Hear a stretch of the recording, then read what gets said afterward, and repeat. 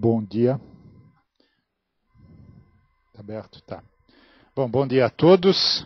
Estamos aqui direto da Vila Belmiro. Opa, desculpa, quis dizer aqui da Escola Politécnica da USP. Parque São Jorge foi lá onde invadiram aquele terreno público, né? Mas tudo bem, isso a gente deixa para lá. Né? Depois, fora do ar, eu posso contar as piadinhas que eu recebi sobre os corintianos com relação a Libertadores, mas isso é outra conversa. Né? Mas nós vamos dar aqui o início a nosso último seminário desse semestre, que a gente vai entrar em recesso devido às férias de julho das aulas de graduação, né? Que rigorosamente as aulas já acabaram, né? Só está tendo provas, etc., mas enfim. Né? E hoje nós vamos ter a presença aqui do José Cláudio Terra, que é engenheiro de produção, fez doutorado aqui no departamento também, começou trabalhando com gestão do conhecimento, e depois, uma história muito interessante, ele acabou abrindo uma empresa, né, que é a Terra Fórum, que mexe com, entre outras coisas, com gestão de inovação, gestão do conhecimento, etc. E um pouco dessa história, da experiência e do que eles estão fazendo, é que o Terra, como ele é conhecido por nós aqui, vai discutir conosco hoje. Quem está pela internet, vocês têm aí no site o e-mail para mandar as perguntas. Como vocês sabem, o trânsito da internet, ainda mais agora que está chovendo aqui em São Paulo, ele é um pouco lento, o e-mail vai para um lugar, vai para o outro, etc. E às vezes as perguntas chegam depois do encerramento da palestra, mas enfim. Então, quanto mais cedo vocês conseguirem mandar as perguntas, melhor, ok? Bom, sem maiores delongas, Terra, muito obrigado, tá? Bem-vindo ou bem voltado, né? E eu passo direto para você. Obrigado. Bom, Saleno, olá a todo mundo, olá o pessoal da internet. Para quem está fora de São Paulo, está frio aqui, está todo mundo de casaco, mas é realmente um prazer aqui. Nesse auditório costumava ser a sala de aula que eu tinha aula na produção, em 86, 87, então, enfim, é sempre interessante, não sei se bom ou ruim, mas enfim, é interessante voltar, né? E voltar é uma coisa assim que, para mim, assim, eu acho que até complementando a introdução do Saleno, eu saí aqui da graduação na produção em 87 e pouco depois comecei a fazer mestrado na administração. Fiquei pulando da administração e para economia e produção há bastante tempo aqui. Foram 4 diplomas da USP, então tive um lado acadêmico bastante com o pé bem fincado aqui, antes de ser empresário. Então, eu conheço relativamente bem os dois mundos aí, embora nos últimos anos meu foco principal realmente é construir uma empresa, inovar. Então, a apresentação de hoje, ela vai focar, e foi o pedido aí do observatório, principalmente nessa experiência prática de estar aí 8 anos ajudando empresas a se organizar e se estruturar para fazer gestão de inovação. E daí tem as boas notícias e tem notícias muito, muito complicadas. E até interessante, semana passada eu estava... Hoje é a segunda. Semana passada eu estava em Fortaleza, no evento da Ampei. Né? E eu me lembro que eu trabalhei para a Ampei em 89. Então, e o meu primeiro paper acadêmico, que foi publicado na revista de administração da USP, com o Jacques Markovitch, Roberto Sbragia e a Eva Stahl, era sobre incentivos fiscais. E aí isso daí, acho que esse pequena historinha é para dizer que 22 anos depois, a discussão continua, os incentivos fiscais. Então o mundo dá uma volta enorme.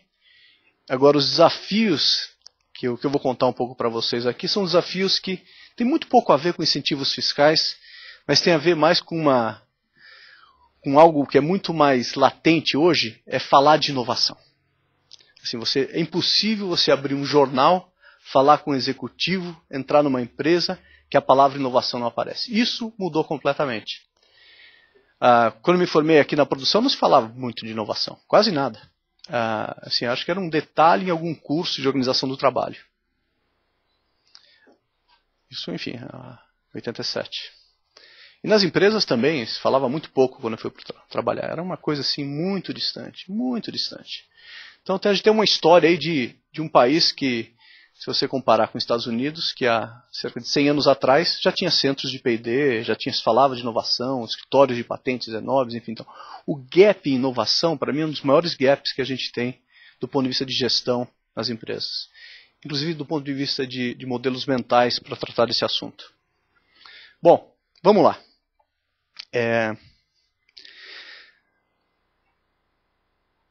O que a gente enfrenta ao ser chamado para ajudar uma empresa a trabalhar com inovação? Na prática, assim, não é algum executivo de alguma área de uma empresa. Eu não estou falando de empresa industrial hoje, porque inovação está em bancos, está em empresas de serviço de maneira geral, está na indústria grande, está, enfim, empresas de mineração, enfim, está permeando todos os setores da economia. Isso já é, para mim, um desafio. Porque boa parte dos modelos que a gente tem até de gestão de inovação são modelos de empresas industriais. Os modelos para os outros setores eles estão sendo, enfim, tanto a teoria como a prática está arranhando ainda como é que se faz isso. Essa pelo menos é a minha visão e a minha, enfim, um pouco da perspectiva. Mas o fato é o seguinte, como é que funciona na prática? Chega um executivo e coloca lá, ou o board de uma empresa, o diretor, não, inovação é importante para a nossa competitividade. Vamos fazer um programa de inovação na empresa. E daí, tipicamente, começa uma série de questões, assim, muito complicadas. Porque o tempo todo, quando eu estou falando de gestão de inovação aqui, eu estou falando, invariavelmente, não é estruturar um departamento de P&D. E as demandas que vêm hoje, pelo menos para mim, a consultoria, não é estruturar um departamento de P&D. E a gente é chamado para ajudar em gestão de inovação em empresas que têm departamento de P&D, empresas que não têm departamento de P&D e não precisam ter departamento de P&D. É para falar de gestão de inovação. É inovar para competir. Inovar porque os meus concorrentes, porque a competição da China, porque a competição de outros países, se a gente inovar, a gente vai perder mercado. Bom, e daí entra essa palavra inovação no lexicon, no linguajar de uma empresa, que nunca fez uma inovação de maneira estruturada. E acho que a palavra estruturada é uma ênfase muito importante aqui. Porque toda empresa de médio a grande porte, sem ter gestão de inovação, se você pegar o histórico de qualquer empresa, é um histórico de inventar produto, de inventar serviço, de inventar uma nova experiência para o consumidor, de se estruturar em áreas de negócio diferentes. Então, várias empresas, elas falam assim, ninguém inova, não é verdade. Mas o termo gestão de inovação, como disciplina de gestão, diferentemente de gestão de RH, gestão financeira, é um grande desconhecido na maior parte das empresas brasileiras. Eu acho que, de uma certa maneira, mundial. E as perguntas que chegam, falam assim, bom, como é que a gente precisamos mudar a nossa cultura? Precisamos ter uma cultura mais inovadora. Estou pegando exemplos bem claros, que vocês vão achar que essa é a voz da realidade. Ok, treinamento de criatividade para todos os funcionários. Não, começa com os gerentes. Daí 2 dias de treinamento de workshop. E tem as várias técnicas, dos 7 chapéus, dos 5 olhares. E daí uma decepção. Passa um tempo. A empresa não ficou mais inovadora. Por quê? Porque não existe ainda, diferentemente assim de category management, uma disciplina, um processo estabelecido de como é que se faz isso. Ah, não, vamos inovar, mas e que dinheiro que a gente vai colocar para inovação? Nem tem um departamento de P&D aqui. Como é que a gente coloca dinheiro para inovação? Não, coloca no orçamento de cada área. Não, vamos reservar um dinheiro aqui para se surgir boas ideias. Devem coisas do tipo. Não, já sei, vamos estabelecer um programa de ideias. O programa de ideias hoje é panaceia para 90% das empresas que dizem que vão fazer gestão de inovação. O que é isso? No mundo de hoje, é colocar um formulário na internet, na intranet da empresa, com várias categorias de ideias, pedindo para os funcionários enviar, ideias, que vão ser avaliadas segundo um workflow e regras bem estabelecidas e vai dar um prêmio no final do ano. Tenho acompanhado, minha empresa também faz isso, a gente sobrevive. Os resultados, do ponto de vista de competitividade, são pífios. São totalmente irrelevantes, eu diria, para uma empresa que quer ser competitiva. Mas isso não quer dizer que não seja feito. A Toyota tem uma história de programas de ideias históricos. A Brasilata, a empresa onde fiz estagiário, como N alunos aqui de engenharia de produção, tem um histórico de programas de ideias. Mas, enfim, é uma visão muito simplória de inovação. É a visão de pequenos programas de ideias. Que mais? Bom, mas daí todo mundo senta. Apoiamos a inovação. Daí um olha para o outro, assim, eu estou fazendo uma pequena história numa mesa. Mas como é que a gente vai gerar boas ideias? Precisamos de ideias breakthrough. Mas de onde elas vêm? Então, esse santo grau da ideia, do modelo de negócio fantástico que vai ser criado, é uma musa que se persegue nas empresas. Mas como que se faz isso? Ah, não, vamos fazer pesquisa etnográfica. Eu ouvi falar que isso dá muito certo agora. Não, já sei, design thinking. Então, há um bombardeio de conceitos para tratar de inovação e formas de gerar a ideia. Não, fazer technology roadmap. Olhando para o Fleury ali e falar, vamos fazer isso que a gente precisa. Então, enfim, existe um desafio muito grande de simplesmente tratar do tema inovação. E você fala assim, em geral, e quando você fala assim que as empresas estão falando de inovação, elas não querem nem saber desse negócio de incentivo fiscal. Eu escrevi um paper, meu primeiro paper científico, há 22 anos atrás. Isso daqui é simplesmente tratado pelo departamento financeiro contábil das empresas, que vai lá, eu acho que tem 2 milhões aqui que a gente consegue tirar desse incentivo. Vê o que a gente consegue enquadrar. Mas não influencia. Enfim, talvez assim, eu estou fazendo, se eu estivesse no evento da Ampei, e falasse isso daqui, seria enxotado para fora dali. Mas não tem nenhuma relação de causalidade, eu não vejo. Não é uma pesquisa, mas eu não vejo nenhuma causalidade. Mais incentivo, mais inovação. Para mim é um efeito residual, na verdade. O que está sendo feito, isso daqui a gente mudou essa laminadora de lugar. Acho que isso aqui é um projeto, vê se enquadra.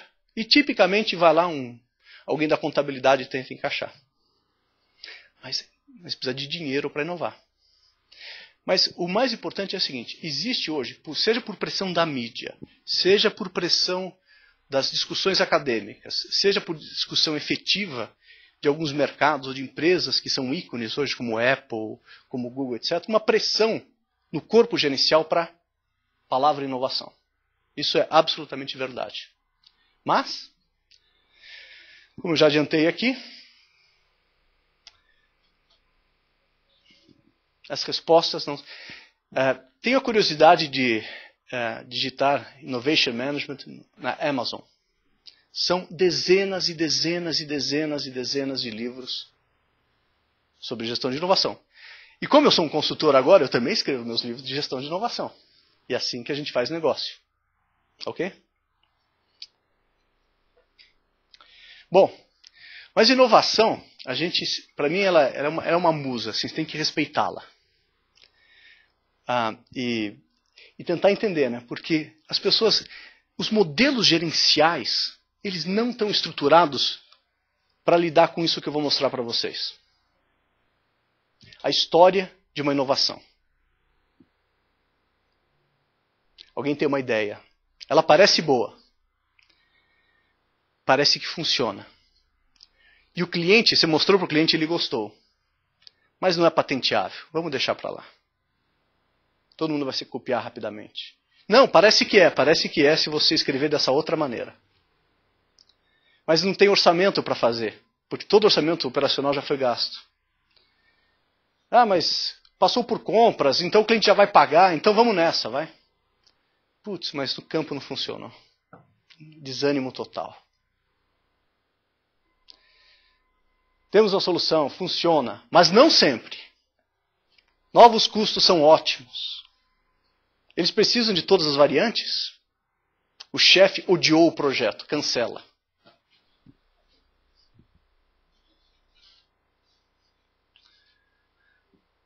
Não, ele adorou, ele não tinha entendido. As estimativas de mercado estavam erradas, super otimistas. Mas a gente já tem um pedido. A entrega está atrasada. Vamos conseguir. Eles gostaram. Os custos estão melhores. Ah, meu Deus. Muitas falhas reportadas. Porque foi feito por uma condição, mas não por um dia de chuva e frio como hoje. Problemas na instalação, documentação pronta. Temos todas as variáveis e aprovações, inventário e pedidos. E aí a felicidade total. Os modelos gerenciais de gestão das empresas, não estou falando nem de gestão de inovação, não estão preparados mentalmente para lidar com isso. A gente tem um modelo altamente cartesiano, altamente de machine, né, que funciona, ou seja, é um modelo operacional. E daí você fala assim, de gestão de inovação em um monte de empresas que nem tem uma área de P&D. Se você trabalha em P&D estritamente, até você entende isso daqui. Mas inovação vai muito além. Mas inovação, até mais do que P&D, tem desafios brutais, enfim, um monte de variáveis não previsíveis. E as empresas em geral não estão preparadas para isso. Mas teoricamente, aqui um pouco de teoria, isso daqui é até um gráfico que, se eu não me engano, foi da Teresa Amabile, que é uma pessoa que estuda muita criatividade lá de Harvard. Eu gosto muito dos trabalhos dela, tem muita profundidade, muito trabalho. Fala o seguinte, bom, inovação é uma coisa simples. Você tem que ter um equilíbrio entre pensamento divergente e pensamento convergente. Pensamento divergente é o seguinte, temos que fazer combinação de conhecimento, trazer ideias diferentes. Senão a gente vai continuar simplesmente fazendo gestão de operação. Mas depois eu tenho que ter um equilíbrio de pensamento convergente, porque uma vez que a ideia e o conceito faz sentido, eu tenho que ter rápida capacidade de execução para que ele seja implementado. Então são dois chapéus diferentes, né? E tipicamente é uma boa combinação disso que faz as coisas acontecer. Mas esses dois lados eles não são tão fáceis assim de serem implementados. Primeiro eu vou trazer um conceito que é o seguinte. E aí é um desafio da profundidade. Da profundidade e da capacidade de realmente combinar novos conhecimentos. Aqui um pouquinho de conceito, um pouquinho de teoria. Né? Toda nova ideia, novo conceito, e todo conhecimento, per se, ele nasce a partir de conhecimentos prévios. Ou seja, o novo conhecimento sempre vem de um conceito, de uma associação de conhecimentos que o precederam. É assim que a gente aprende, é assim que a gente evolui.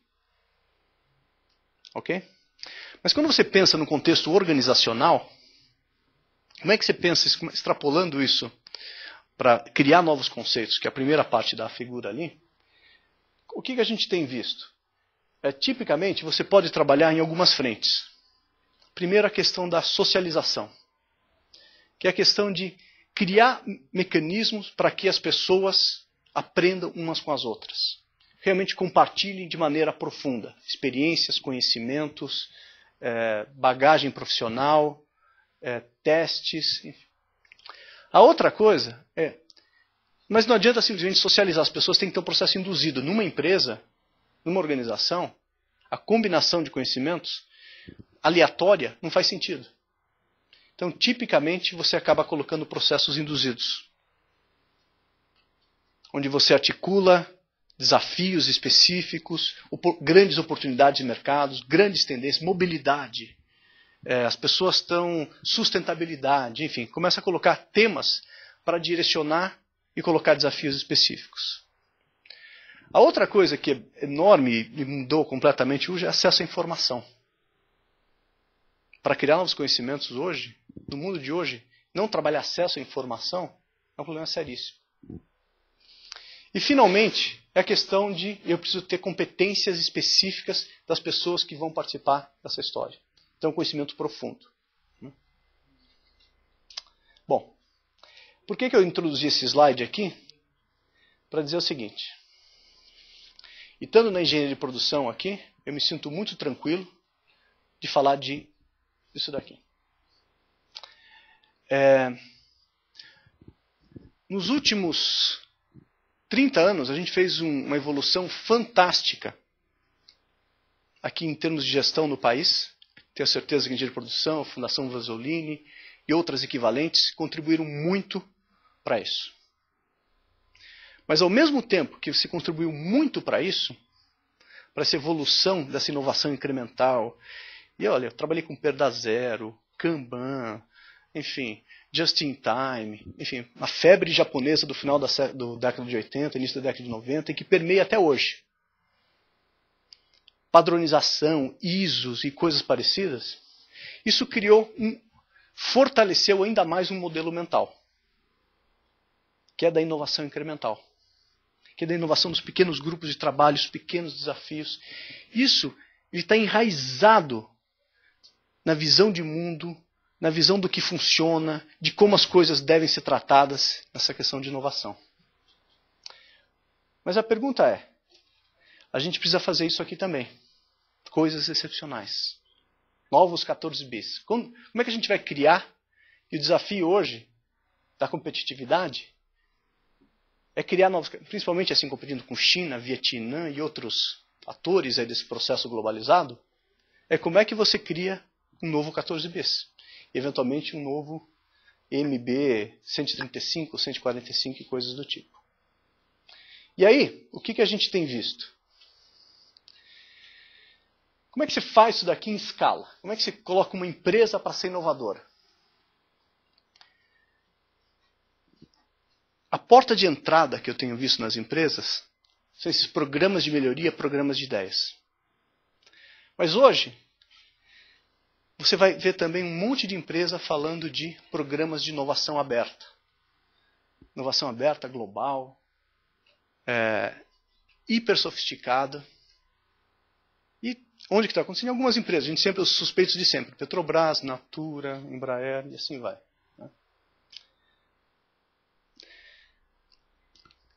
Só que esses pequenas melhorias aqui, esses aqui são exemplos reais de empresas que fazem muito claramente isso, eles tocam uma pequena necessidade do que significa tratar de gestão de inovação nas empresas hoje. Eu trabalho muito com essas coisas, mas muito mesmo. Faço portal de inovação, banco de ideias, faço várias dessas coisas. E às vezes, sinceramente, você precisa fazer isso. A empresa nem tem um processo estruturado para fazer com que as pessoas possam, no mínimo, falar, fazer alguma sugestão. Porque, enfim, a gente tem um modelo altamente hierárquico, né? Uma cultura brasileira muito pesada. E vários desses programas aqui, o que eles fazem? Eles trabalham com pequenas melhorias, eles vão criando uma cultura de inovação, uma cultura mais aberta. Né? Mas as empresas hoje, sabe o que elas querem? Principalmente, elas querem criar novos produtos, elas querem trabalhar em grandes temas, elas querem criar novos negócios. Hoje a discussão de inovação no mercado é como é que eu crio novos negócios? Como é que eu crio novos modelos de negócio? Isso aqui é um longo caminho. E aí, a pergunta, esse lado aqui está dominado no Brasil. Está dominado na academia, está dominado nas empresas. Por que parou? Falando em futebol, né? Por que parou, né? Mas por que a gente não consegue caminhar mais? E eu dizia assim, a gente não consegue caminhar mais do ponto de vista de política industrial, política pública, do ponto de vista da academia, do ponto de vista das empresas. É muito difícil a gente ter champions mundiais que conseguem fazer inovação além da incremental um pouquinho substancial. Apesar de... Daí a gente vai falar assim, mas são recursos financeiros? Quantas empresas vocês conhecem fora do Brasil, com recursos menores do que os nossos, criaram inovações radicais? Então, eu sou um cara assim, depois de estar um pouco na prática, eu desconfio um pouco dessa história de falta de dinheiro. Dinheiro ajuda para um monte de coisa, mas tem algo mais pesado que empurra a inovação para esse patamar aqui. E aqui, isso aqui é uma discussão extremamente complexa. Eu trouxe um slide aqui, que é um slide para pensar. Não é um slide do ponto de vista de metodologia. Vamos pensar em dois extremos, a realidade das empresas está no meio. Imagine que você quer criar inovação incremental ou inovação radical. E daí, no meio você pode criar inovações de alto impacto, substancial, enfim, vários graus de valor para as organizações.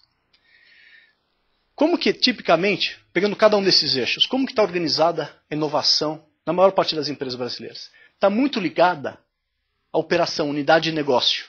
Então tem um modelo mental que o engenheiro, até a cabeça de engenheiro, nossa, aqui, tem que estar do lado da operação. Tem que conhecer a operação. Mas se você pegar a teoria e funda nessa história, falar que isso é ótimo para fazer inovação incremental. É péssimo para criar novos conceitos, para criar novos modelos. Quando você começa a trabalhar para inovação mais radical, você tem que estar no corporativo, você tem que estar mais próximo das grandes universidades, você tem que viajar mais, você tem que sair da operação. Inclusive, em algumas empresas que têm departamento de P&D, tipicamente você vai lá, o que eles reclamam? Assessoria técnica. O que eu faço aqui? 50% do meu tempo fico resolvendo problemas da produção. Então, esse modelo, que é um modelo que tem um histórico, ele segura a inovação de maior impacto. Outro ponto. Aquele gráfico que eu mostrei no início é muito difícil para trabalhar. Por quê? A inovação incremental, você consegue projetar, você consegue fazer um MASP da vida, você consegue fazer técnicas de solução de problema. Você, assim, ok, é assim que a gente vai resolver, esse é o ganho. Você começa a ir para o outro lado, a coisa, ela não é linear. Ela acontece em altos e baixos. Você fica um tempão sem conseguir avançar. Depois tem um breakthrough. Então, isso é muito difícil para modelar no modelo de gestão das empresas. Outro ponto, enfim, a gente no Brasil vive riscos reduzidos. Né? Começou a ir para o outro lado, aumentou o risco. E já está melhor do que era no passado. Mas empresário brasileiro viver com risco. Aliás, uma pergunta que eu sempre digo, inclusive para pessoas que trabalham comigo. Todo mundo gosta de inovação? Sim. Todo mundo apoia a inovação? Sim. Quem está a fim de arriscar alguma coisa? A gente tem uma cultura altamente conservadora em termos de risco. Até um número que, não sei se vocês sabem, 11 milhões de pessoas por ano prestam concurso público nesse país. É brutal. Ou seja, tem uma coisa assim de segurança que é diferente. Eu trabalhei 6 anos na América do Norte, entre Canadá e Estados Unidos. Seja porque a sociedade dá maior segurança para os indivíduos, sabe, assim, não perder emprego, tenho seguro de vida, ou tenho seguro de saúde, as pessoas se sentem, de uma certa maneira, você vê que elas arriscam mais pessoalmente. Isso é enfim. A outra coisa uma coisa é gerenciar risco. Monta um modelo probabilístico, faz algumas contas em Excel. Outra coisa é lidar com incertezas, é lidar com o desconhecido. Porque dar o próximo passo não dá para ser modelado. E se não dá para ser modelado, no modelo de gestão das empresas não tem espaço para isso. Como é que você faz coisas que não podem ser modeladas? Que na verdade você tem que ir eliminando os que a gente fala unknowns, o que você não conhece para dar o próximo passo. Outra coisa, você pega um componente, outro lado, inovação radical e cada vez nos negócios, modelos de negócio, é montar um sistema. É um sistema, e aí o grande mito hoje, o grande, enfim, que todo mundo olha é a Apple, na verdade. Porque não é, se você olhar a história da Apple e toda a inovação que ela vem fazendo, o que ela faz? Ela é uma grande aglutinadora de inovações de outros, tecnológicas de outros. E ela monta um sistema que ele não pode ser combatido pelos fornecedores, que inclusive tem capacidade técnica e tecnológica superior, em alguns casos, à Apple. Então é montar um sistema, e isso é complexo. Aqui, outra coisa interessante, a gente até a qualidade, a doutrina da qualidade, o trabalho em equipe, enfim, os pesquisadores que olham isso daqui, não é bom para inovação de maior alto impacto. Isso não quer dizer que você não colabora, mas é a colaboração entre pares. É uma outra lógica de trabalho, é uma outra forma de criação de conhecimento. Outra coisa aqui, inovação incremental tem a ver com resolver problemas, restrições, teoria das restrições, olha que legal. ir para o próximo caminho é trabalhar com desafios, grandes desafios da sociedade, grandes desafios dos clientes. Esse é um processo altamente racional e explícito. Aquele é um processo que ele é tácito. O aprendizado é altamente tácito, mexe com emoção, mexe com aprender com todos os sentidos do corpo. Eu dou aula em MBA, ok? Muitas vezes eu faço o seguinte, gente, pede para sua empresa, e eu faço a brincadeira jogando contra o próprio patrimônio, falo assim, sabe esses 30 mil que tua empresa está pagando aqui? Pega esse dinheiro e pede o seguinte, eu vou ficar viajando durante 2 meses pelo mundo para visitar concorrentes, outros países, outros conceitos. Por quê? Mas o MBA me ensina o passado. Uma vez eu estava numa conferência fora do país, eu encontrei um cara da Fujitsu, ele me deu o cartão dele. Chief Knowledge Bandit. O papel dele é ficar viajando pelo mundo buscando ideias. Se você trazer isso para um conceito de um empresário brasileiro, ele não acredita nisso. São as antenas, né? Aqui você está focado em atender os clientes. Aqui, early adopters. E aí tem um problema sério. Isso daqui eu já... Enfim, não posso falar o nome das empresas, mas o que acontece? Tipicamente, as inovações de maior alto impacto, elas começam muito pequenininhas. Com early adopters. Você tem que ir testando no mercado. E daí você joga no supply chain da empresa. Não é que o cara até tem um bom conceito, mas não entra no modelo da empresa. Que é, tipicamente, numa grande empresa, grande volume, enfim, todo um processo que não permite o sistema de produção da empresa você fazer esses testes de mercado e trabalhar com early adopters. Bom, e aqui eu já falei, né, que você trabalha muito junto à produção e aqui é junto muito aos centros de competência e ao mercado. Esse breve, assim, e é bastante breve aqui de fato, ele resume, para mim, assim, os mega desafios que a gente enfrenta vamos trabalhar a gestão de inovação. É uma mudança de modelo mental, trazer a gestão da empresa para esse lado. Porque o que acontece? Vai numa empresa, quem tem força? É o diretor de produção, o diretor industrial, o diretor financeiro. Eles têm força. E eles não têm modelo mental nenhum para trabalhar nesse lado. Eu disse, não, mas diretor de marketing também não. Porque ele está preocupado em fazer extensão de linha. E o bônus dele é associado à extensão de linha. Então tem todo um sistema de gestão. E esse é parte do... Eu vou mostrar daqui a pouco como é que a gente trabalha para tentar criar caminhos para as empresas trilharem, virem mais para cá.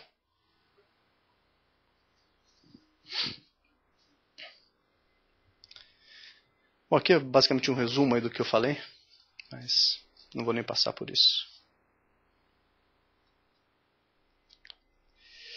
Bom, isso daqui, eu vou passar 2 slides agora, tentando falar das características do modelo de gestão de inovação, dependendo da sua ambição. Isso é importante, é uma das primeiras coisas que a gente faz quando vai trabalhar com gestão de inovação numa empresa, que é falar, eu quero trabalhar a gestão de inovação na empresa. E a brincadeira que eu sempre falo assim, é um presidente de uma empresa que vai jogar golfe, descobriu que o colega da empresa está fazendo gestão de inovação e ele quer fazer também. A primeira coisa é falar assim, vamos alinhar nossa ambição. Vamos alinhar as nossas definições de gestão de inovação. Definição, parece quase acadêmico. O que é uma inovação incremental, o que é uma inovação substancial, o que é uma inovação radical, o que é uma plataforma de inovação. Porque quando você conversa com executivos, tipicamente uma empresa de médio a grande porte, tem, sei lá, os 8 executivos que cuidam da empresa. E tipicamente tem um que está a fim de fazer gestão de inovação. Os outros 7 estão se lixando por esse assunto. A verdade é essa. Por quê? Porque o modelo, todo modelo de compensação, de progressão na carreira, de valorização, e aí eu me lembro de você acadêmico John Galbraith, falando de Organizational Man, né, nessa história, Não tem uma lógica para ele, nos modelos, hoje, apoiar a inovação. Isso não quer dizer que não acontece. Acontece, mas tipicamente o que você tem que fazer? Você tem que juntar esses executivos, falando no nível top da organização. Por que a gente vai fazer inovação? O que é inovação para a gente? E daí é interessante, né? Daí tem aquela... Como é que é ser consultor? Você vai se entrevista a um executivo, não, dele, inovação para mim é criar um novo iPad. Aí você conversa com outro, não, qualquer melhoria na produção para mim já é uma inovação. E o que acontece? A empresa não tem uma definição do que é trabalhar em inovação. Então fica entre as coisas absolutamente radicais, enfim, as novas Googles, Apples da vida, e uma visão, então, tem um trabalho inicial de alinhar conceitos. É muito importante isso daqui. A empresa definir que tipos de inovação que ela vai buscar.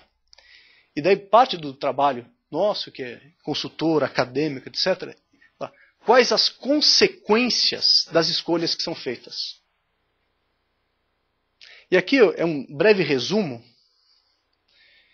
Na hora que você vai modelar, de fato, como vai funcionar isso numa empresa, vocês, tenho certeza, sabem que é muito mais complexo do que isso, mas é uma síntese do tipo de discussão que a gente tem. Ah, vocês querem criar uma cultura de inovação, a empresa inova muito pouco? Não tem nenhuma grande ambição.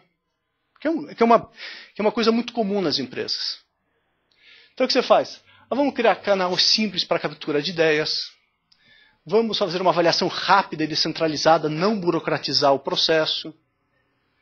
Rituais frequentes para celebração da inovação, de premiação. Reconhecimento e recompensas visíveis. Tem muito a ver com gestão da qualidade isso, não tem? Tem, né? Razões óbvias. Então assim, não, mas espera aí. Mais do que isso, a gente está de fato buscando aumento de produtividade, redução de custos a partir da inovação. E, tipicamente numa empresa, assim, precisamos reduzir os nossos custos em 10% a partir de inovação. Mas, enfim, é um desafio concreto. Daí a gente fala assim, não, peraí. Você precisa de uma governança mais baseada em forças, tarefas. Você precisa continua de canais simples. Você precisa de desafios e campanhas específicas para trabalhar esse assunto. Você precisa de métodos padronizados para a resolução de problemas, para a geração de ideias. Enfim, você começa a colocar um pouco mais de estrutura no processo de atingir metas de inovação. Você vai para um outro nível. Não, mais do que isso. Nós precisamos incrementar o nosso processo de inovação para desenvolver novos produtos, desenvolver novas tecnologias. Espera aí. Então essas duas coisas aqui, elas não são boas para você galgar o próximo passo.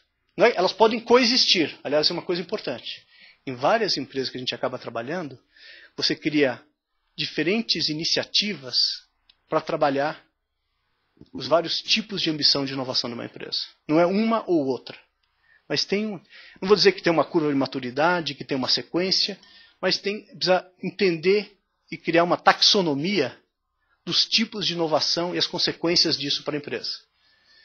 Quando a gente começa a trabalhar aqui, você começa a trabalhar com comitês estratégicos de inovação, tipicamente multidisciplinares, grupos temáticos que vão olhar grandes tendências do mercado para trazer oportunidades.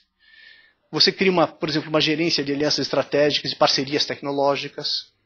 Isso aqui são coisas reais que a gente acaba criando nas empresas. Você vai criando metas de receita associadas à inovação. Aquela típica meta, percentual de faturamento de novos produtos lançados nos últimos 3 anos. Porque tipicamente uma empresa nem tem metas de inovação. Você começa a trabalhar com metodologias de inteligência competitiva, monitoramento tecnológico. Técnicas de forecast mais sofisticadas, pesquisas etnográficas, gestão de portfólio. Nesse nível aqui, você já começa a introduzir uma série de metodologias. Esse aqui não é isso aqui é um menu, né?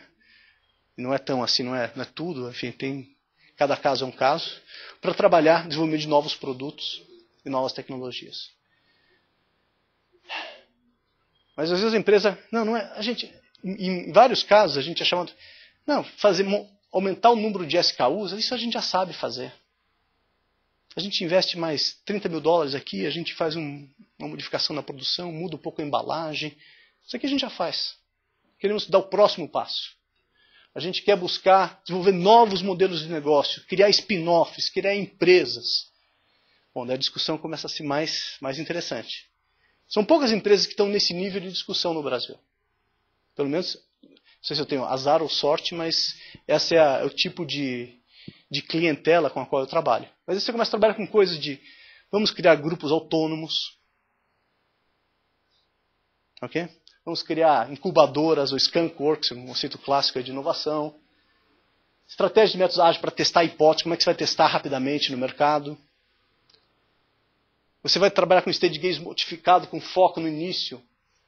Muito teste no início para redução de incerteza. Modelo de gestão de orçamento distinto do modelo de orçamento do negócio principal. Dinheiro totalmente à parte. Processo específico, política de recursos humanos mais flexível e mais agressiva também para permitir intraempreendedores. Capital de risco para os internos, inovação aberta, políticas de participação acionária para os funcionários. Nesse nível aqui, já muda muito o jeito, a estrutura da empresa, como é que ela lida com essas coisas.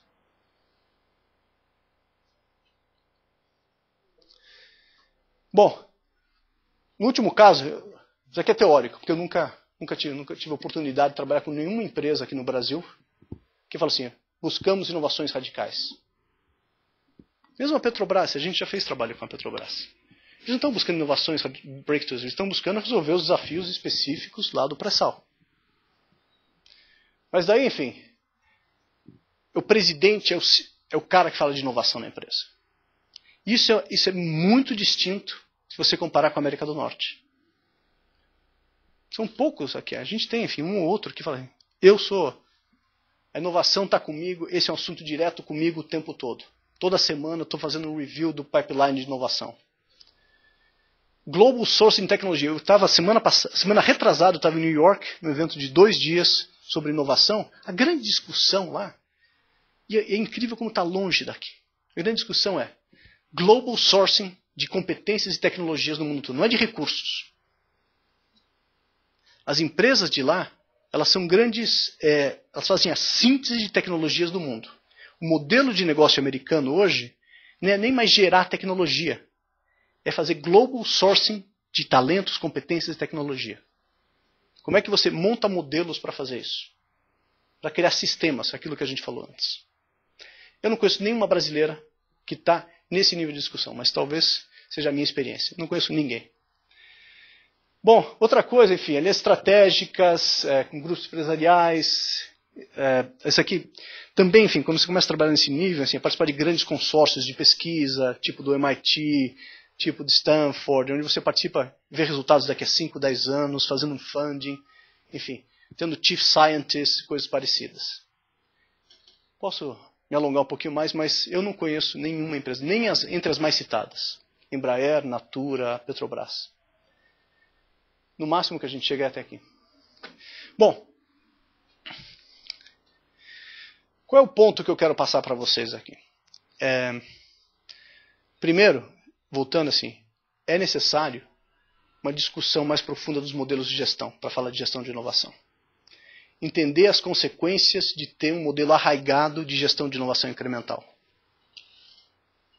Entender que quando você começa a subir de nível e aumentar a sua ambição, não é simplesmente uma técnica. Metodologia Delphi, metodologia Technology Roadmap, metodologia de Scenario Planning. Isso é um componente. Isso não torna uma empresa inovadora. Metodologia de gestão de portfólio, metodologia de gestão de comparação de projetos. Isso daqui, eu olho assim, tipicamente assim, é um estagiário nosso, um recém-júnior que vai lá e monta um modelinho, um processinho de como é que funcionam as coisas. Mas ele é um pedaço. Para você tornar uma empresa inovadora, você precisa, ela está funcionando nos vários pipes. Esse é o desafio brutal. E fazer com que os executivos, no nível mais alto, tenham um consenso do nível de ambição. Porque senão, e o erro mais comum é, dar workshop de criatividade para os executivos, manda 2 dias no Vila Roça aqui, em São Roque, isso não gera nada. E a gente vê muito disso, muito desperdício de recursos Porque está todo mundo hoje, e assim, isso é brutal. Eu diria aqui no Brasil, nos últimos 5 anos, cresceu essa coisa da inovação de uma maneira assim, coisa de mercado. Para quem trabalha com consultoria está bom. Mas cresceu muito, assim, mas existe uma falta de entendimento de como isso se insere no modelo de gestão da empresa. Tá? E aí, nossa contribuição aqui, e esse é um modelo, eu estou lançando um livro daqui a uns 2, 3 meses, que ele basicamente explica esse modelo. Tentando colocar o que eu estou falando para vocês aqui, na prática, contando como é que funciona isso. É um modelo assim, bastante amplo, onde a gente fala o seguinte, não adianta eu ser bom em apenas um desses quadradinhos. Trabalhar gestão de inovação significa trabalhar em vários níveis, ao mesmo tempo. Então, tipicamente, a gente usa isso aqui como um framework para ir nas organizações e ajudá-las a ter uma discussão ampla.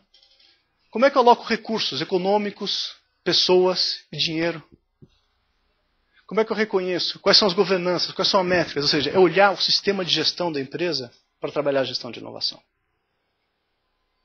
Cada uma dessas caixinhas aqui, ela tem um papel na medida da tua ambição para a gestão de inovação. Explicar a diferença, por exemplo, entre estratégia de inovação e estratégia tecnológica. Não é óbvio isso para as pessoas. São coisas completamente diferentes. Então, tem uma parte conceitual que é muito importante e o modelo, na verdade, ele mais ajuda você ter um diálogo estruturado com executivos. É isso que a gente faz. E, sendo bem consultor, explicando como é que funciona o mundo da consultoria para quem não é consultor, tipicamente você sai assim com verde, amarelo, vermelho e começa a discutir as práticas que existem em cada um desses quadrinhos. Enfim, por que você pode ser muito bom de gerar ideias, mas você é ruim de desenvolvimento.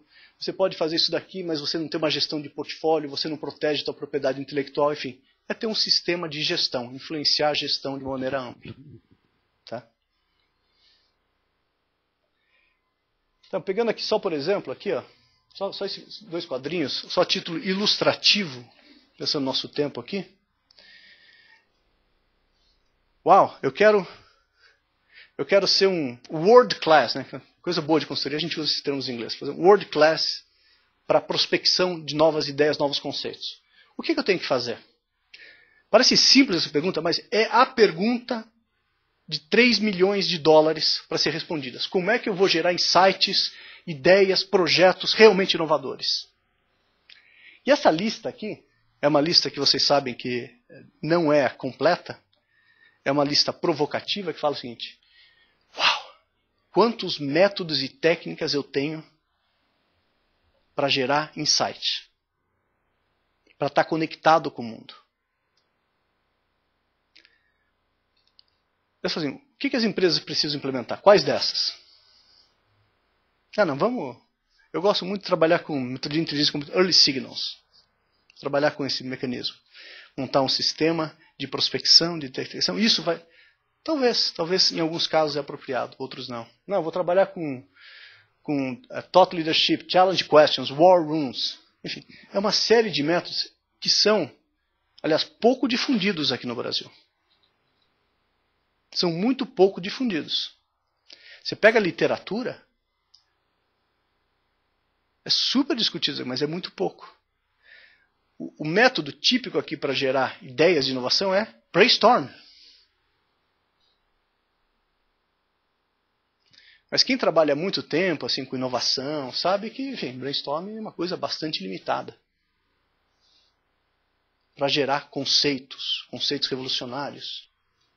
Para combinar ideias. Mas esse santo grau não é um santo grau que apenas empresas brasileiras estão buscando.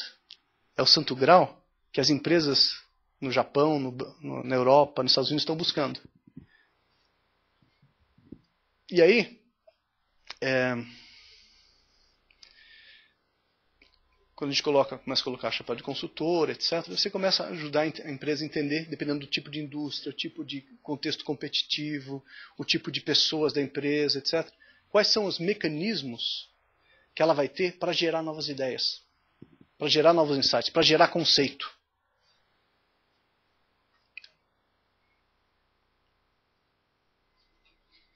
Então existe um papel forte de estruturação dessas coisas. E aí, enfim, explicando um pouquinho mais, essa maneira com a qual a gente trabalha. Isso aqui são só slides ilustrativos. A gente vai ajudando as empresas a tomar decisões de como que eu vou estruturar a inovação. Se eu vou, como é que vai ser a geração de ideia? Espontâneo? É induzido? Todo mundo participa na empresa? Só grupos restritos?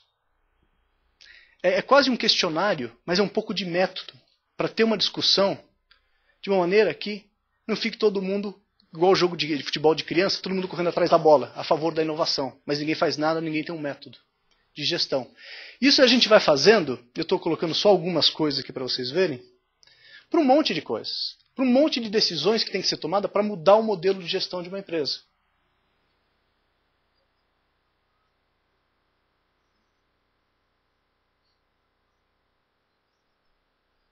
Vou criar um único funil para ideias e projetos.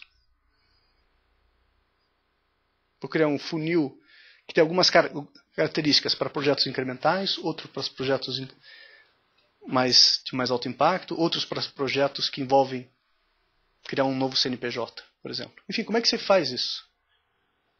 Então, parte disso daqui é ajudar as empresas a ter um processo de decisão. E, tipicamente, não tem certo e errado nessas coisas. E aí é o desafio enorme trabalhar com gestão de inovação, que a priori a gente não sabe, enfim, você coloca uma série de exemplos, uma série de referências, vantagens e desvantagens dessas escolhas. Isso aqui é só um exemplo também. Como é que a gente vai estruturar a gestão de inovação aqui? Não tem nada. Vou colocar alguém, um coordenador de inovação do lado da alta direção, colado no presidente. Vou criar times de inovação. Vou criar uma área específica, um departamento específico para cuidar de inovação.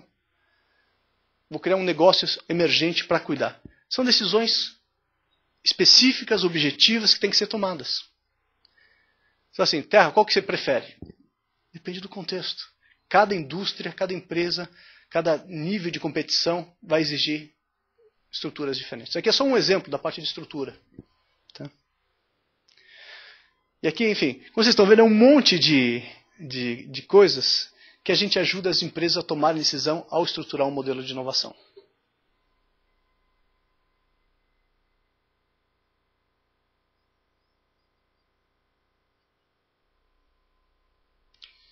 Bom, e na verdade, em vários casos, você estrutura mais de um mecanismo de inovação.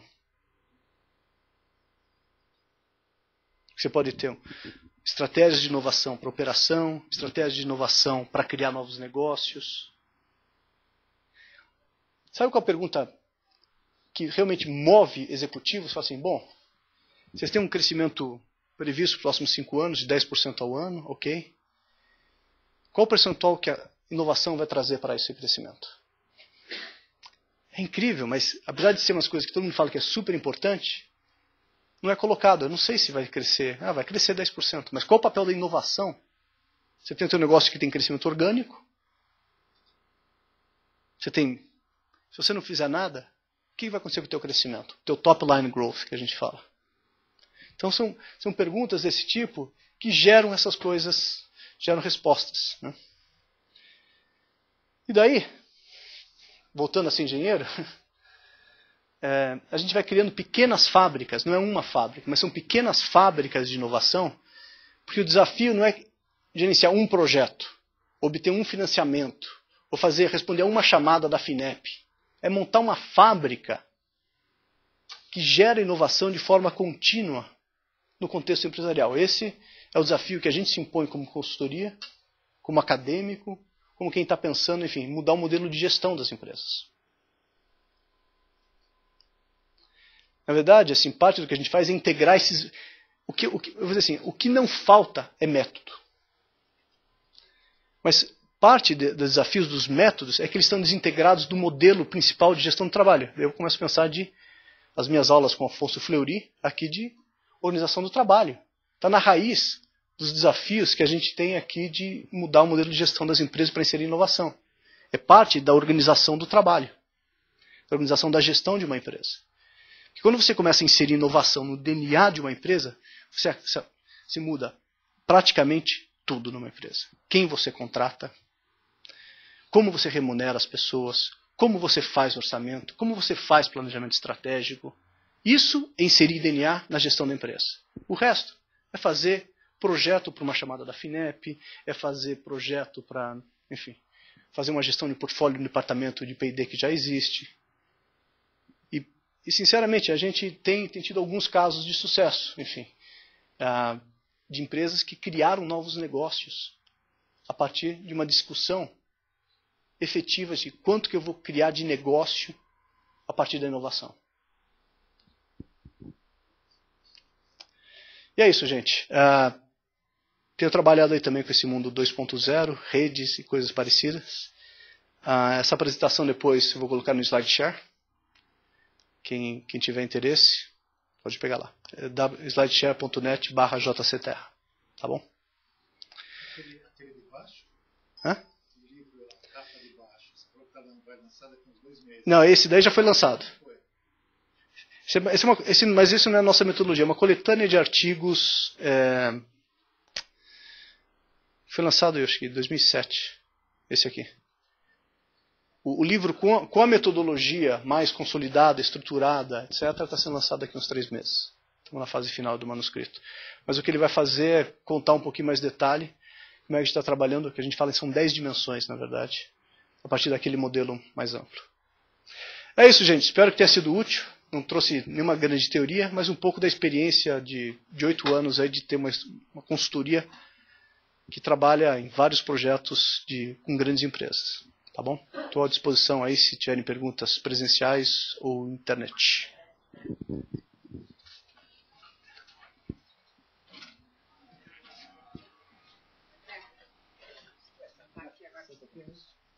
Seu protocolo? Bom, a gente já tem umas inscrições para perguntas. Tem segundo microfone, onde está? Deixa eu pegar lá. Rafael, você passa, por favor.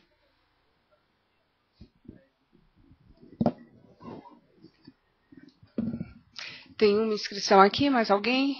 2. A gente costuma fazer, mais ou menos, juntar algumas questões, tá? E aí você responde um bloco de questões. Eu vou pedir a todos que fizerem questões para se apresentarem, por favor, indicando o nome e a origem de onde é que vem, tá bom? Obrigada. Olá, Terra, tudo bem? Satisfação ver a sua apresentação, parabéns. Meu nome é Clóvis, sou professor do Departamento de Engenharia de Produção. Eu gostaria que você comentasse um pouquinho, se puder. Na sua apresentação, você falou de melhorias incrementais e melhorias radicais. E um pouco da nossa cultura brasileira, mas talvez ocidental, me parece que valoriza muito aquilo que é o radical por ser novo de verdade. E o outro é uma melhoria, um assunto já meio batido e tal. As empresas que dizem que estão trabalhando com inovação, quando você fala para elas, de alguma forma, que, olha, vocês estão fazendo inovação, mas não é tudo isso, não é tão radical. Como é que eles se sentem? São os tais dos altos executivos que dizem e falam no mercado que estão trabalhando em inovação, mas estão fazendo uma coisa que é um pouco mais do velho conhecido. Queria que comentasse um pouquinho a respeito, se não precisar citar o nome de empresa, se for o caso. Sinceramente, eu acho que, na verdade, eu acho que não tem essa arrogância, não. Eu acho que tem uma consciência muito grande aqui no mercado que há um gap efetivo na capacidade das empresas de inovarem de maneira mais forte. O que eu acho, assim, na verdade, assim, é que o que tem assim, é uma certa discussão. Mas a gente está no Brasil, aqui é mais difícil, enfim, isso aqui é lá para a América do Norte ou para a Coreia, enfim, eu acho que tem uma coisa assim mais é assim mesmo, não tem jeito, vamos tentar, mas eu não vejo na prática ambição de, enfim, mas talvez seja um pouco o meu viés assim das empresas com as quais eu trabalho. Não é uma pesquisa, não é acadêmico isso daqui. Mas eu não vejo essa ambição de falar assim, queremos ser inovadores em nível mundial. Queremos ser competitivos em nível mundial, isso a gente vê. Basicamente em redução de custo, etc. Isso a gente vê bastante. Ser inovadores em escala mundial é muito pouco. Acho que nem tem essa ambição.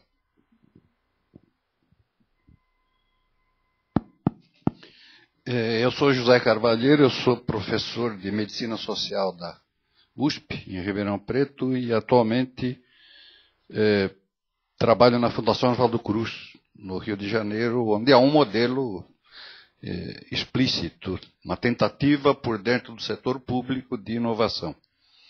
Eu primeiro queria fazer um comentário sobre uma mesa redonda que eu tenho aqui no meu que eu gosto muito, uma menção a uma mesa redonda feita pela OECD sobre no caminho de instituições inteligentes, Towards Smart Institutions. E a mesa redonda chamava-se Inovação para Crescimento e Competitividade. O moderador é John Gapper, que era o editor associado do Financial Times. Ele começou definindo inovação. Né? Inovação é alguma coisa que todo mundo mais quer, mas que ninguém está muito seguro a respeito do que isto representa. Né? Isto no contexto de fazer na OECD, não é uma reunião para instituições inteligentes, né, buscando a competitividade, eu acho que é extremamente curioso e sintomático daquilo que praticamente foi como a palestra se iniciou. Também no início da palestra, já foi dito que ela estava fundamentalmente dirigida àquilo que é a experiência de um consultor, não é? Empresas que estão preocupadas com produtos. E eu participo de algumas experiências que estão muito mais preocupadas com inovação em políticas, que, portanto, é uma lógica inteiramente distinta. Eu dirigi na Fundação Oswaldo Cruz durante algum tempo o projeto Inovação em Saúde, que era uma tentativa de formular propostas de políticas para apresentar ao governo. E o curioso é que nós adotamos um dos métodos que foram mencionados. Era o brainstorming, né, do qual se tiravam termos de referência para encomendar papers, a partir daí workshops, né, com a hélice tripla, né, governo, empresários e academia, e se formulava uma política. Né. Eu apresentei aqui numa das sessões anteriores um exemplo disto, que não teve sucesso nenhum, apesar de ter passado pelo Fórum de Competitividade da cadeia farmacêutica, chegou a ser formalizado com uma proposta de política para política industrial de produção de vacinas humanas no país, e que acabou não dando em nada. Então, o que eu gostaria é que você comentasse um pouco, se tem alguma experiência com este tipo, embora tenha sido dito já desde o início que a experiência maior é com empresas que estão voltadas para produtos. Neste outro tipo de inovação, que são inovações mais soft, não é? Não inovações de hard, não é? Inovações de produtos concretos.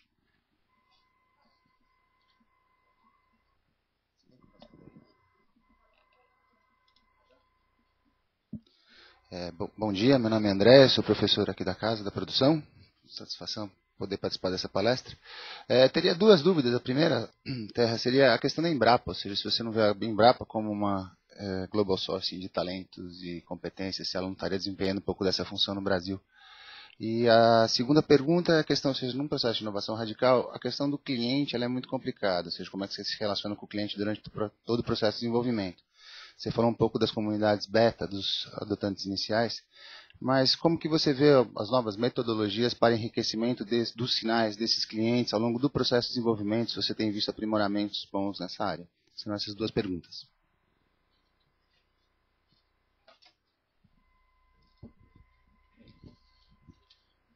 Posso fazer ou você quer responder?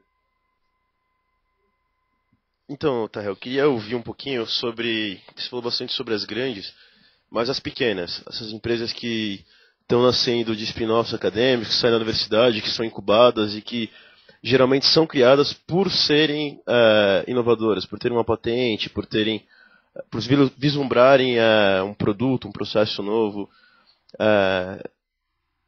Qual o papel delas, entendeu? Para alavancagem da inovação?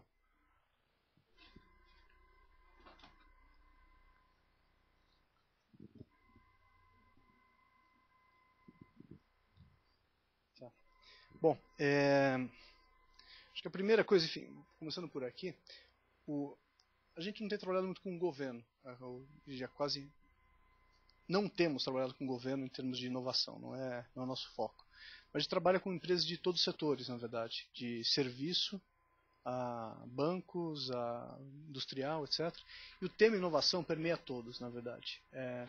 E até o que eu falei assim, é mais complicado até quando você sai do mundo industrial, porque no mundo industrial ainda tem uma lógica seguinte: tem 95% das pessoas cuidando do dia a dia, do cash flow, da operação, e tem esses 5% que a gente está lá, assim, espera que eles gerem alguns produtos de vez em quando, desde que não comprometa muito orçamento. Então até tem um modelo ali que funciona de uma certa maneira.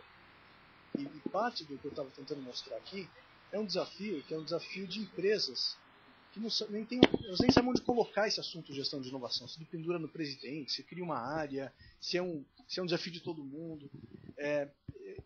Logicamente isso se aplica também às empresas industriais. Porque a visão de P&D como inovação, essa daí já saiu.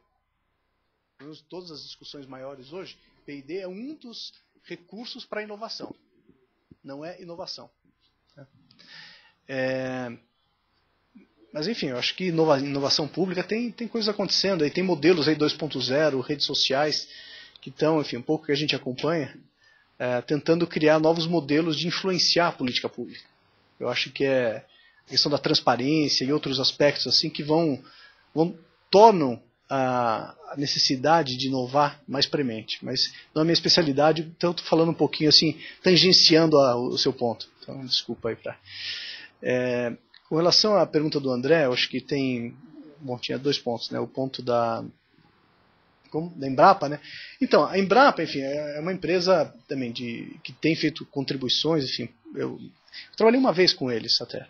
A gente montou um processo de inovação aberta para eles, isso foi em 2006, que visava conectar ofertantes de projetos e buscadores de projetos, um grande mercado de inovação no país. Enfim, acho que ninguém pode não tirar o chapéu para a Embrapa, enfim, entre as instituições aqui do Brasil. Mas eu não sei se ela é um global sourcing. Global sourcing, o que a gente tem visto, pelo menos nos Estados Unidos, é a ideia de que eu vou pensar sempre mundialmente. Sempre. Eu acho que a gente tem uma dificuldade institucional aqui no país. A gente é muito fechado, mesmo em comparação a outros países em desenvolvimento. Assim, eu acho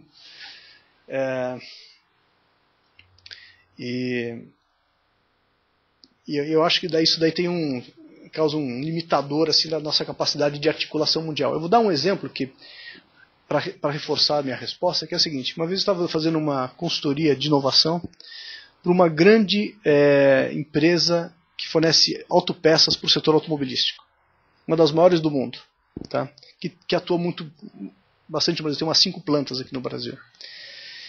E daí, enfim, a gente estava junto com o diretor de engenharia estruturando um processo de inovação para eles, mais ou menos na linha desses eixos que a gente estava trabalhando aqui.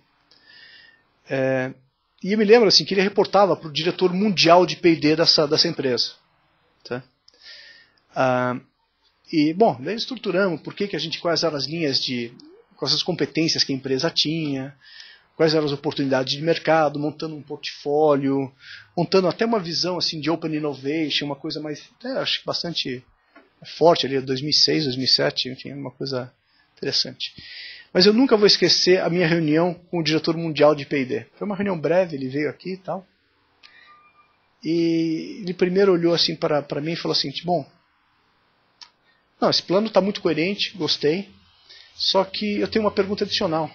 Eu não quero saber se você tem 2 caras com PhD nesse tema aqui. Eu quero saber se o Brasil é competente nesses temas que você está me propondo. E essa pergunta aqui, até hoje, ela me faz pensar muito no ecossistema de inovação. Porque a pergunta dele, no final das contas, é o seguinte: ter 2 PhDs não é nada. Se esses caras saem da empresa, vão para a concorrência, acabou a minha pesquisa, acabou a minha linha de pesquisa aqui.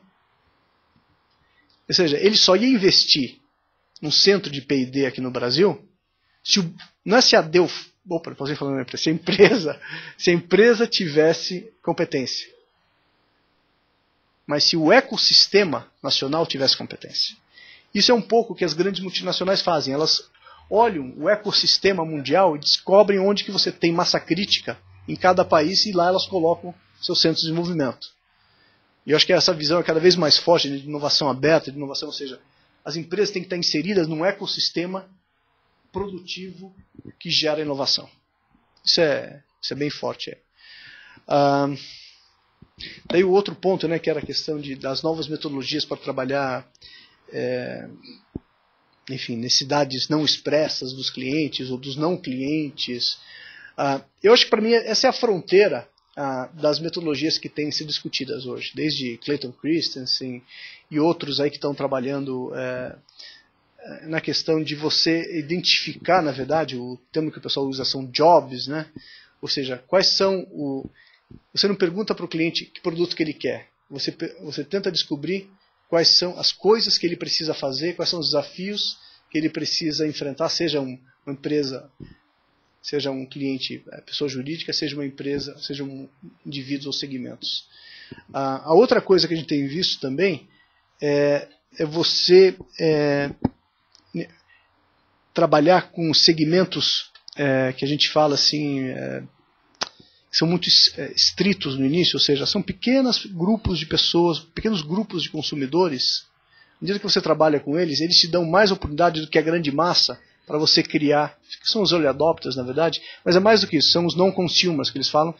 Você trabalhar as necessidades desses non-consumers, então tem um grupo de pessoas que trabalham em cima disso. Eu vou dizer o seguinte: qual o meu papel, assim, até como consultor, assim, o que a gente faz? Assim, nós somos consultores organizacionais.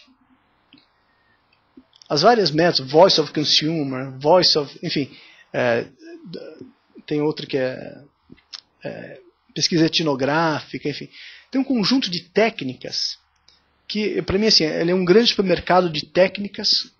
Algumas funcionam mais em alguns contextos, outras mais para bens de consumo, outras mais para bens industriais, etc.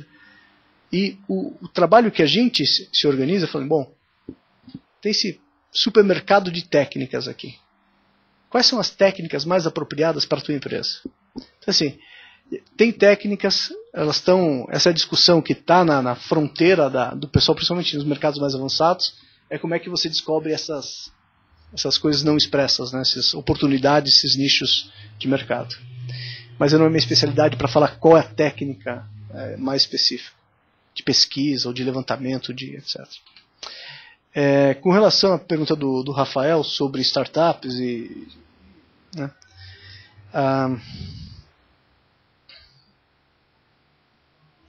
bom, acho que o mundo todo quer replicar o Vale do Silício, né?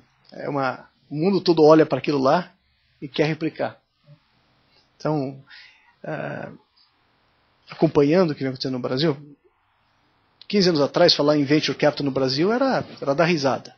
Hoje não, na verdade, inclusive, tem ex-estagiários meus que conseguiram ser capitalizados agora. Fiquei super feliz com eles, que conseguiram investimento aí de investidores. Hoje já tem um mercado de investimento aqui no Brasil. Isso começou 10 anos atrás, está ficando relativamente maduro, tem várias associações, enfim, então acho que é um passo positivo. Acho que o outro... Daí tem 2 contextos, na verdade.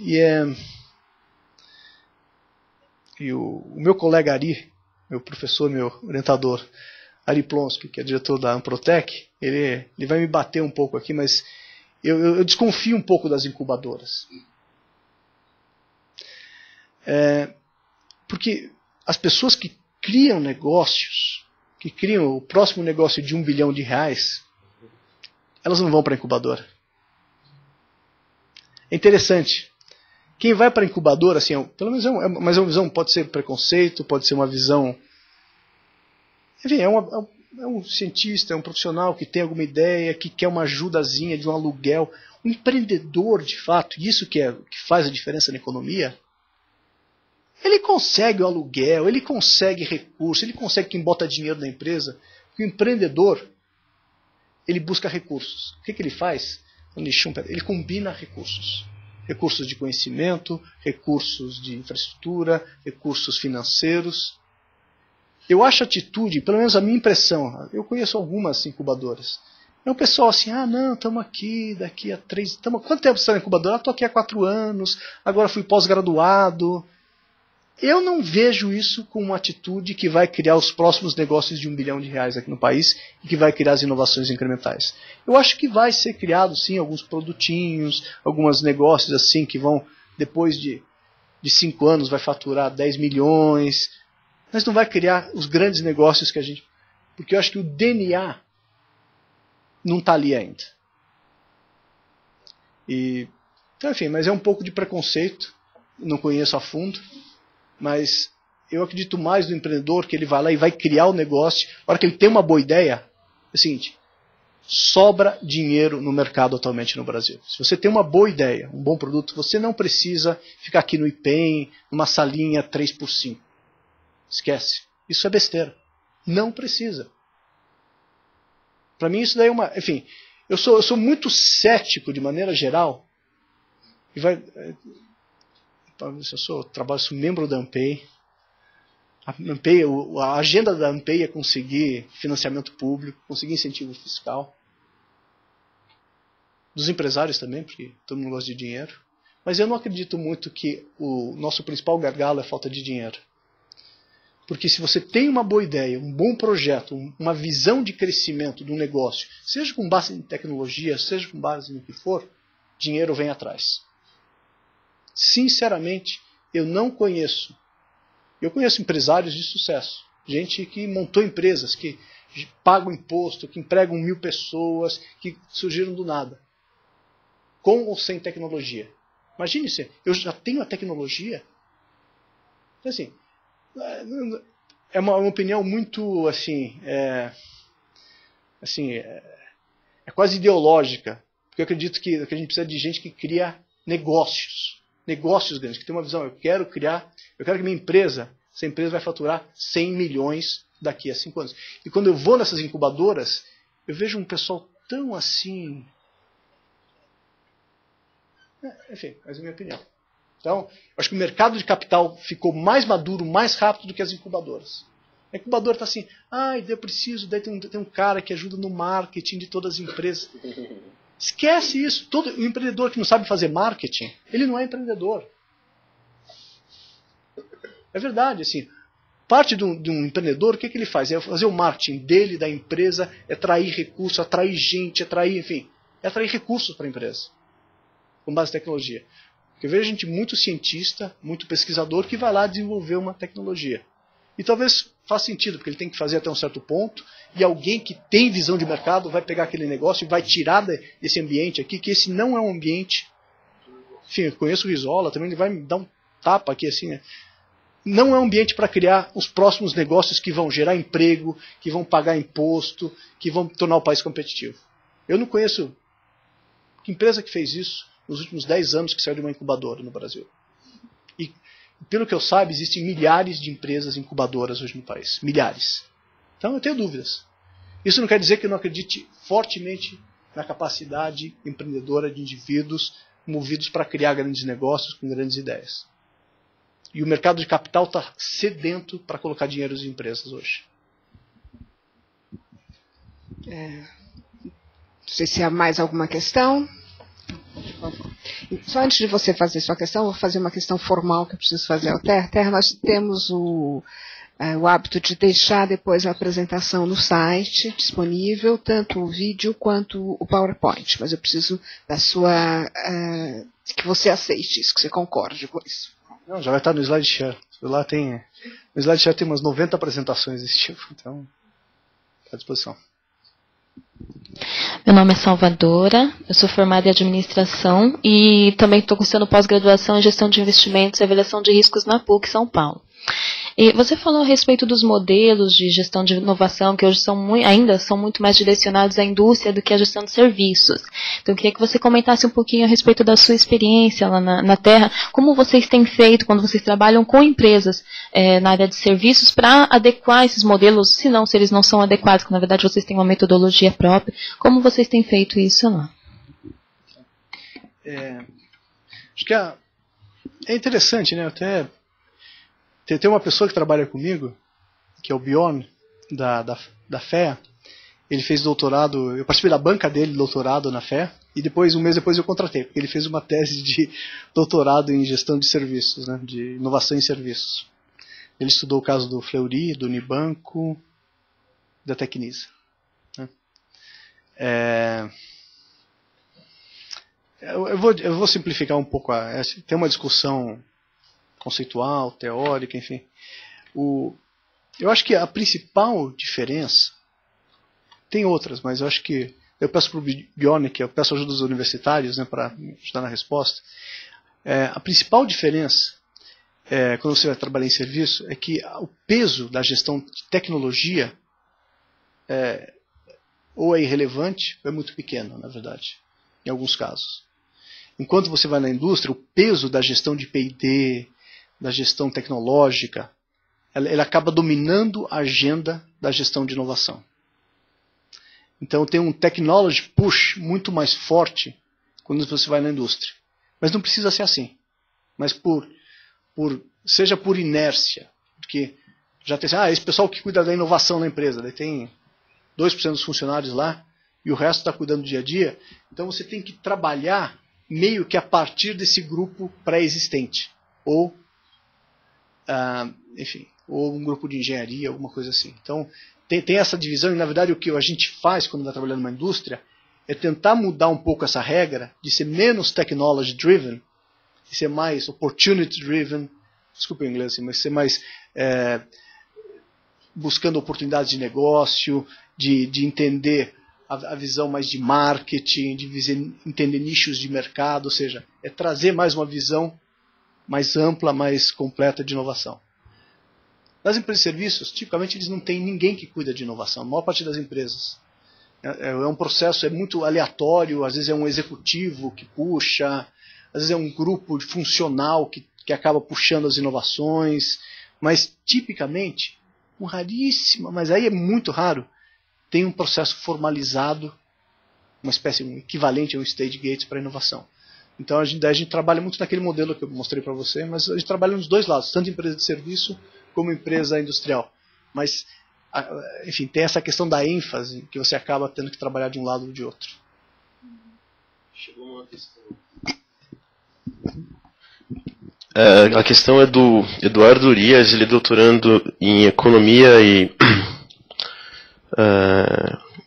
política, estudos de política da abundância técnica na Universidade da ONU, das Nações Unidas. Boa tarde, o senhor mencionou a inexistência de inovadores radicais no Brasil e da necessidade de realizar inovações mais fortes. Minha questão, primeiramente, é: quantas empresas no mundo são capazes de ser pioneiras? Não haveria muito espaço para o crescimento sem ser pioneiro em termos tecnológicos?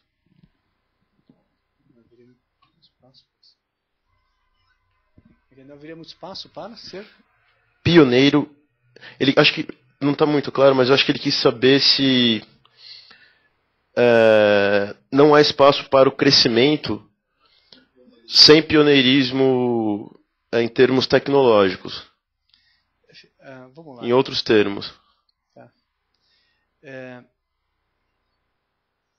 Eu vejo a tecnologia cada vez mais como um recurso adicional para o processo de inovação. Evidentemente, se você é uma empresa industrial e que não tem um nível mínimo de competência interna, você nem consegue entender a tecnologia externa. Então, é um pouco mais, eu acho que dominar a tecnologia ou de ter alguns conhecimentos internos, enfim, eu acho que é importante, mas o mundo do jeito que está hoje, enfim, os grandes competidores mundiais, eles estão fazendo scouting, né, um termo que fala o tempo todo no mundo para descobrir quem está fazendo o quê. Eu me lembro assim, enfim, eu estava com o pessoal da Siemens, né, que há muito tempo faz isso. Eles sabem melhor nas áreas de atuação deles que a CAPES, que o Lattes, que o FINEP, quem detém tecnologia nas áreas deles aqui no Brasil. E quem mais ainda, quem detém tecnologias reais, produtivas com potencial de mercado. Porque cada 6 meses, um tempo atrás, eles faziam isso. Eles mapeavam quem sabe o quê, quem está fazendo o quê, cada pesquisa. Então, eu acho que internalizar e utilizar conhecimentos externos é muito importante. Eu acho que a tecnologia, você tem que ter um nível mínimo, mas você não precisa deter todas as tecnologias para fazer inovação. Isso é uma convicção muito forte que eu tenho a partir dos modelos de negócio, modelos de inovação que a gente vê no mercado.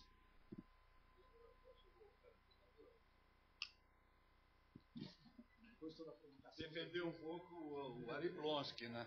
Antes um comentário sobre o Fleury. Quando eu visitei o Fleury para ver o modelo deles, eles intencionalmente me colocaram, enquanto discutiam comigo, de pé, para que um robô me atropelasse, né? Para que eu sentisse como é que eles faziam as amostras circular entre elas. E o robô me atropelou e eu falei, opa, é o modelo. Bom, defendendo um pouco o Ari, não é? Mas me reportando a uma tendência atual de universidades americanas. Incubadora de ideias, muito mais. Eles estão investindo em ter no seu seio incubadores de ideias para oferecerem à indústria já consolidada, ou seja lá como for, muito mais do que incubadora de empresas. Eu acho que, enfim, eu não tenho acompanhado isso nas universidades americanas, mas para mim faz muito sentido. Porque uma vez que você tem um conceito sólido, tudo é restrição. Tudo é restrição que teste de bancada, teste de laboratório, teste de mercado, você vai refinando, você vai conseguindo. Essa é a história da inovação que eu tenho entendido. Enquanto incubadora de empresa é quase um INPS, porque o nosso sistema trabalhista é uma porcaria, porque o nosso sistema fiscal é uma porcaria. Então, tem um ambiente que é um pouquinho menos porcaria, que é botar empresa, que paga menos imposto. Eu tenho uma empresa, eu tenho 80 funcionários. Quem já fez isso daí sabe do que eu estou falando. É uma loucura esse país. Então é meio assim, é uma muleta para você lidar com essas, enfim, coisas de Getúlio Vargas que existem no país ainda, que são absurdos. Isso sim é um grande impedimento para a inovação no país, para ter ambientes mais dinâmicos, mais flexíveis. Enfim, eu trabalho com tecnologia de inovação, o pessoal tem que bater ponto, assim, é umas coisas ridículas, assim, em papel. Tem que ir lá, enfim, dá vontade de pular pela janela quando eu lembro e vejo essas coisas. Coisas típicas, mas isso é mais estrutural do país, né? Fazer cópia autenticada. Não existe isso. Quantos países que você vai que não existe cópia autenticada? Você tem que fazer qualquer coisa. Cada negócio, competição de negócio que você tem que fazer é um volume de documentação gigantesca, certidões negativas o tempo todo. Ser empresário, que é um outro aspecto, que é o meu outro chapéu, aqui não é de consultor, não é de professor, é para doido. Cada vez que eu penso que eu sou empresário, eu falo, eu sou doido. Porque não é verdade, é muita loucura ser empresário nesse país. E o que a gente precisa não é de bons projetos de tecnologia, a gente precisa de boas empresas inovadoras.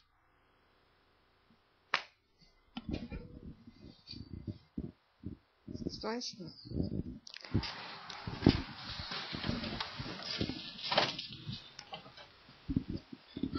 Ô, professor, meu nome é Eduardo Fishman, eu sou orientando do professor Mário e trabalho naquela outra empresa, na Delphi.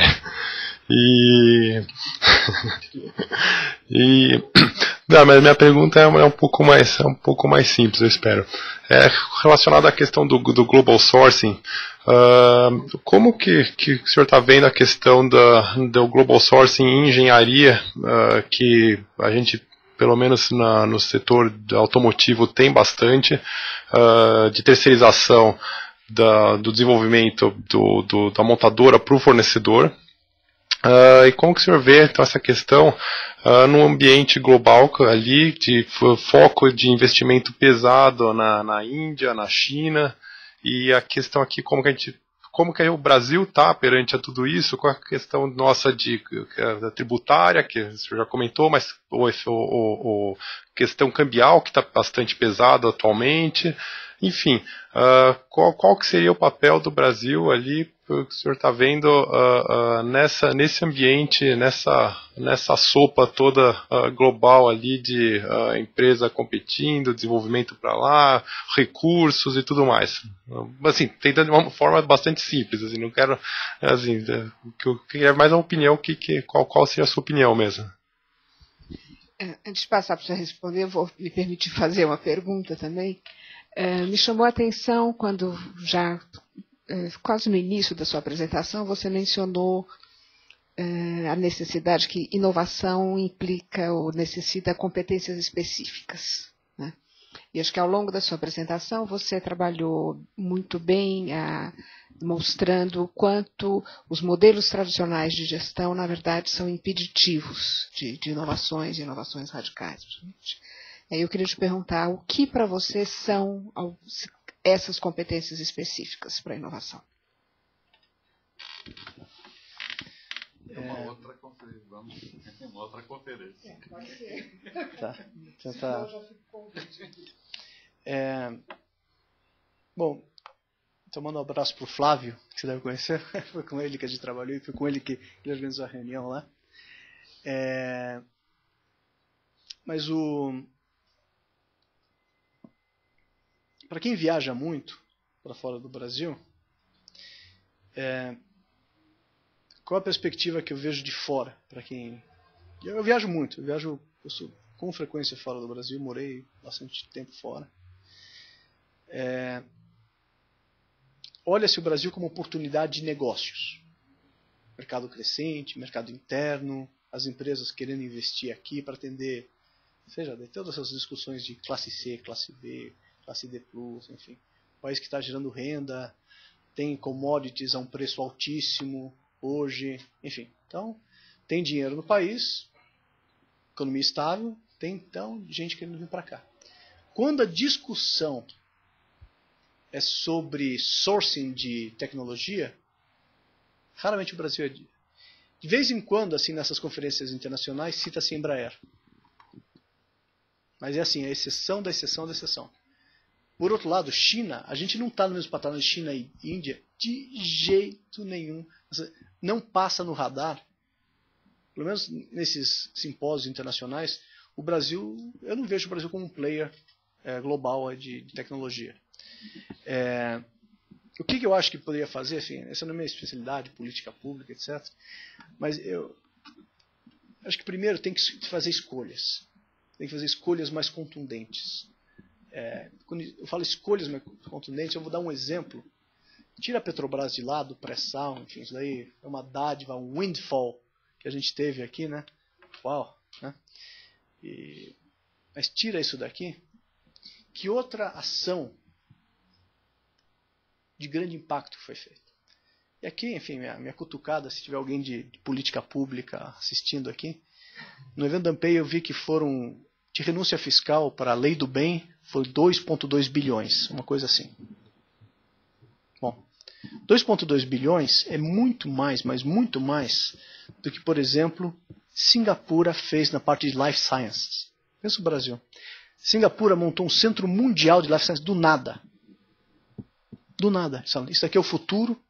Montaram um centro de Life Sciences, o senhor deve conhecer, né, da sua área, aberto para cientistas do mundo todo. Hong Kong também. Hong Kong também. Então, assim, são ações que são absolutamente arrojadas, você escolhe uma área de conhecimento e você vai ser um player naquela área. O Brasil não está fazendo escolhas hoje. Assim, eu acho que essas escolhas têm que ser feitas. Enfim, quando a gente escolheu, sei lá, fundar o ITA, o CTA, na década de 50, foi uma escolha. Foi uma aposta de longo prazo, uma aposta de desenvolver competência. Enfim, a gente tem uma indústria em torno disso hoje. Quando a gente foi lá e defendeu o pró-álcool, lá, enfim, década de 70, criou-se uma indústria em torno disso. É sistêmico. São projetos arrojados. Eu não vejo projetos arrojados em termos de política industrial, porque eu vejo, enfim, todos os mecanismos de financiamento de projetos, assim, é meio FAPESP, que é super bem vista assim, no mundo, tal, mas é aquele projeto daquele professor, daquele grupo de pesquisa, mas isso não é, usando o termo de inovação, é game changers, que é o que se discute hoje no mundo. Como é que você muda o jogo? E do jeito que está hoje, assim, o Brasil investe, sei lá, 1%, 0,9% do PIB em P&D, as empresas investem menos que 0,5%. A gente tem um PIB menor, as empresas dos países maiores, com um PIB maior que a gente, investem 2%, 3%, a distância só aumenta. Se você não focar e não tiver uma estratégia, fazer escolhas. Eu acho que a gente tem um mecanismo muito pulverizado, eu acho que tem que fazer escolhas, infelizmente. E daí eu aproveito e respondo a questão de competência. São poucas as áreas aqui, e algumas áreas, isso é verdade, que a gente tem competência profunda. Profunda. Profunda mesmo. E aqui, porque senão você não vai dar o próximo passo.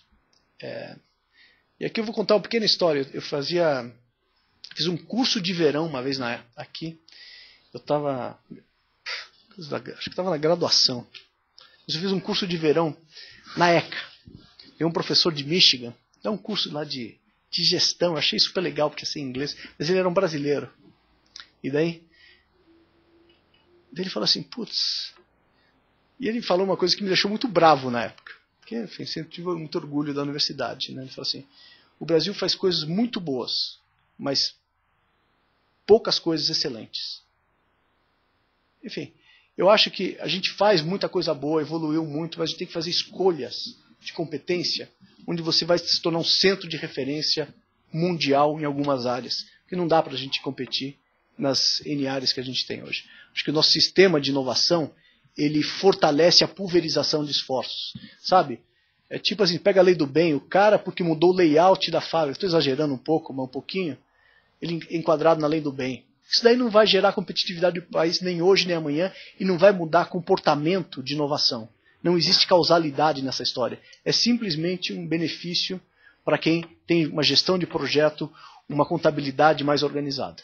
Então, enfim, mas eu sou consultor, eu dou palpite sem fazer pesquisa agora.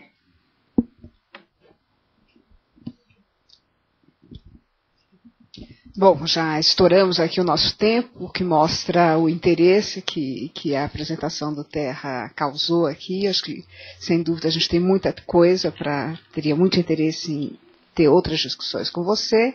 Por enquanto, ficamos aqui. Acho que, oportunamente, quem sabe, teremos um outro convite, uma outra ocasião.